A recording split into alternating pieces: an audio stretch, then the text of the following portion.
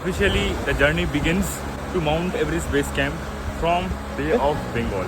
First day will be going to Kolkata. It will be around 200 kilometers. আর পেছনে রয়েছে হলদি river বা trekking বুথের সাথে কোথায় গেছিল অন্নপূর্ণা বেস ক্যাম্প। আবার দেখা হলো নন্দকুমারে থেকে Kolkata is around 105, so it will take maybe more 5 to 7 hours. The big Rupnarayan river.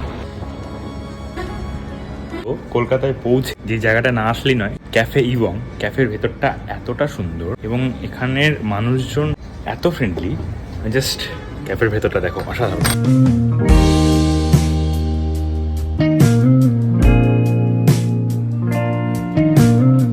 এটা হচ্ছে ইস্ট এন্ড পার্ক, আর এই যে শুভ্রজ্যোতির সাথে পরিচয় আমার গজাবরুতে গিয়ে রক ক্লাইম্বিং করছে, আর ও সাইক্লিস্ট।